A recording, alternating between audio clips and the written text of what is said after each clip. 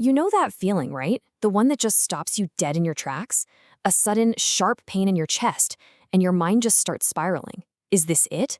It's a really deep human fear. So today, we're going to unravel the mystery of what's actually happening when that terrifying pain, well, when it isn't your heart. I mean, let's be honest here. This is the one question that just drowns out everything else, isn't it? Your heart starts hammering, your breath catches in your throat, and in that split second, the entire world just shrinks down to that single terrifying thought. Okay, before we go even one step further, I need to be absolutely crystal clear about something. This is, without a doubt, the most important message you're going to hear today.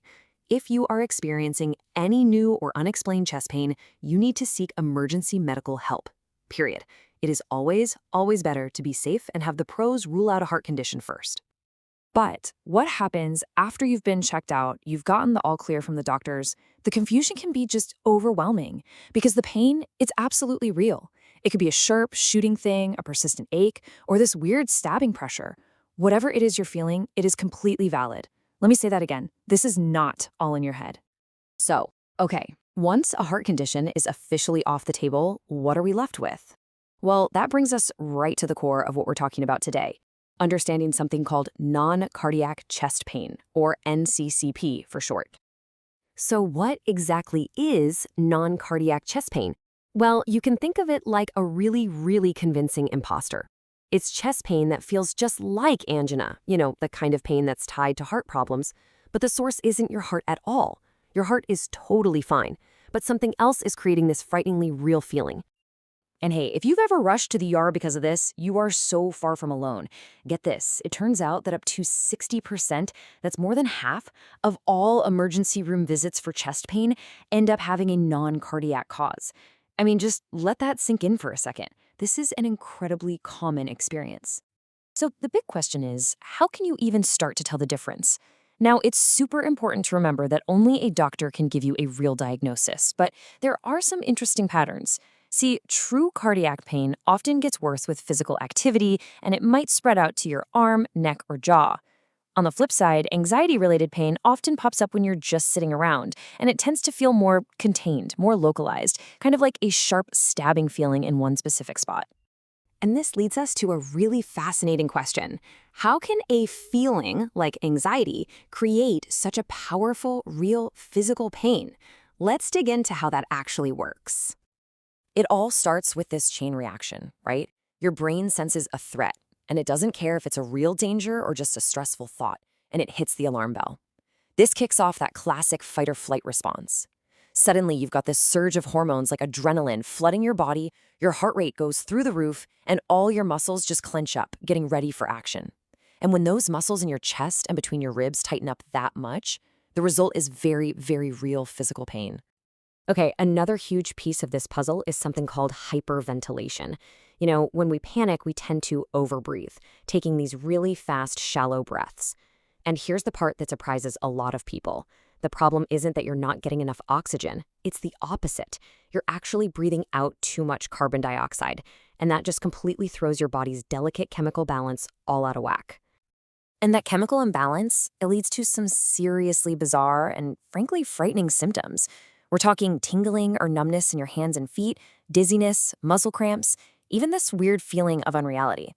And of course, there it is again, that powerful tightness in the chest. For a lot of people, seeing all these symptoms listed together is a real light bulb moment. It finally connects the dots between that panicked breathing and all those strange physical feelings they've been having. But, while anxiety is a huge cause of NCCP, it's definitely not the only one. So it's really important to know about some of the other common culprits out there. The number one non-anxiety cause, and it's not even close, is something called GERD. You probably know it as chronic acid reflux. See, your esophagus runs right behind your breastbone, literally right next to your heart. So that burning pain from acid reflux can feel exactly like chest pain. I mean, there's a reason we call it heartburn, right? And GERD is just one of them. There's also this thing called precordial catch syndrome, which sounds scary, but it's a totally harmless, though very alarming, sharp, stabbing pain that usually happens when you're resting and gets worse when you breathe in. Then you've got Tietze syndrome, which is interesting because it's something you can actually see and feel. It causes a visible swelling on the cartilage where a rib connects to your breastbone. Okay, so we've talked a lot about what this is and what causes it. Now for the really important part. What can you actually do about it? How can you get back a sense of control when that feeling strikes? All right, so if your pain is tied to anxiety, your first job is to break that panic cycle by getting your breathing under control. This simple box breathing technique is just so effective. Now, the trick is to breathe out first, get all that air out of your lungs. Then it's a slow, steady count. Breathe in for 4, hold for 4, and breathe out for 4. Doing this helps get that carbon dioxide balance back in check and basically sends a message to your nervous system that it's okay to stand down. And beyond just breathing, you can build up a whole toolkit for managing these moments. You've got mindfulness techniques, like just stopping and naming 5 things you can see around you. It sounds simple, but it can pull you right out of a panic spiral and ground you.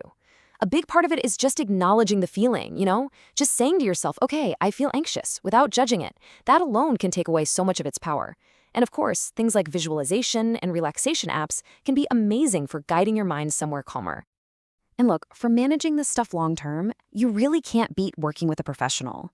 A good therapist can help you figure out your triggers and build a personalized set of coping skills. It's incredibly empowering, and it can make a huge difference in how often these episodes happen and how intense they are when they do. So let's end this with a little shift in perspective. What if, instead of seeing this pain as some terrifying malfunction, we started to see it as a message? Once you know for sure that it's not your heart, that's when the real investigation can begin.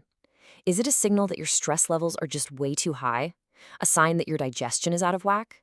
Maybe the most empowering question you can ask yourself is a simple one. What is my body trying to tell me?